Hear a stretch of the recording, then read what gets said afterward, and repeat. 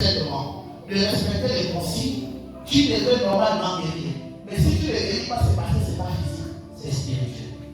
Si tu vas écouter, gloire soit à Dieu. Sinon, je pousse. Continue. Quand ils sont endormis sur leur couche. Quand ils sont endormis sur leur couche. Sur leur couche. C'est quand vous dormez là que tout se passe. Tu dors avec qui? Tu dors dans la maison de qui? Amen. La suite. Verset 16. Alors il leur donne des avertissements. La Bible dit c'est Dieu. Dieu leur donne des avertissements. Il dit quoi? Et met le sceau sur ses instructions. Il met le sceau. Ça veut dire que c'est des avertissements de Dieu. Il met son cachet. Un permis qui n'a pas de cachet est une photocopie. Un document qui n'a pas de cachet est une photocopie. Même le bac a ce qu'on appelle un cachet qui n'est pas pareil aux autres cachets. Un cachet c'est. Quand il n'y a pas ça, c'est pas un bac. C'est la garantie. Alléluia. Et ça, ce sont nos frères là qui font ça. Oui. Afin de détourner l'homme du mal et de le préserver de leur cœur. L'objectif de la révélation de Dieu dans le sommeil, c'est de détourner le mal. Parce que le mal n'est pas physique, le mal est interne, la pensée est interne. Si ton cœur est sale, ta bouche va puer. Si ton cœur est sale, ta bouche va puer. Alléluia. C'est pourquoi il faut ménager ton cœur. Arrête de garder les choses dans le cœur. Arrête de te dire que les gens ne t'aiment pas. Arrête de dire que c'est dans ma famille là où on me mange. Arrête de dire que les gens sont contre moi. Les gens n'ont même pas contre toi. Arrête ça. Je ne peux pas garder les gens au cœur. Pourquoi tu gardes les gens et les vies dans ton cœur? Ce n'est pas ta mère qui est responsable de ta vie. Ce n'est pas ton père, ce n'est personne. C'est le temps qui a fait en sorte que tu puisses être malade, que tu puisses être comme tu vis. La sorcellerie, elle est consciente, elle est consciente. Elle est consciente lorsque tu es initié, mais tu te rends compte que les gens t'embêtent. Tu fais quoi? Tu as ce qu'on appelle les codes traditionnels qui te permettent de voyager. Tu dis ce soir je vais voyager. Tu prépares ton voyage dans la chambre.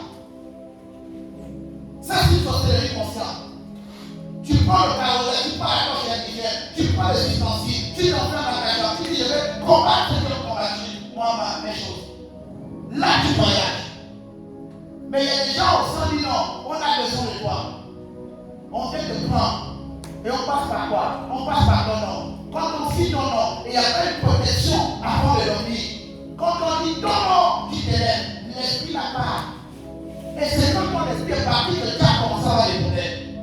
Pourquoi lorsque tu es parti dormir la nuit, tu dors en santé, tu te réveilles malade? Oh, j'ai mal au dos, j'ai mal à la tête. Comment quelqu'un qui dort va se réveiller malade la nuit? Dieu, lorsqu'il vient, Dieu ne va jamais venir comme les filles. Oh ma fille, ce soir, je vais lui donner un grand cadeau. Tu vas aller à Jérusalem. Ça, c'est les filles, c'est le Hollywood. C'est une partie cinématographique de Dieu. Dieu passe à des songes. Il y a des gens, le matin, ils sont tristes. Parce qu'ils disent, j'ai fait un rêve, j'ai fait un songe, mais je ne le rappelle pas. C'est une préoccupation. Et tu vas voir que ta journée sera stressante. Pourquoi? Parce que tu ne t'es pas souvenu. Tu ne t'es pas souvenu de ça. Et quand tu es troublé par le manque de révélation des songes, cherche un homme spirituel. Dis j'ai fait un songe, je ne me rappelle pas. Que l'autre le prie pour toi. Mais vous, qu'est-ce que vous faites? C'est normal. C'est pas normal. Alléluia. Dis c'est pas normal. Pas normal. Dis c'est pas normal. Pas normal.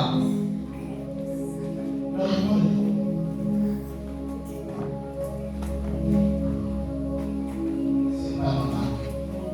Ça va? Le sang est là.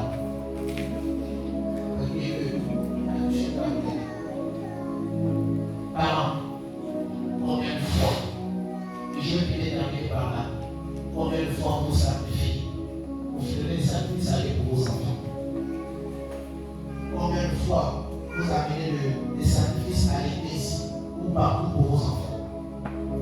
le fait.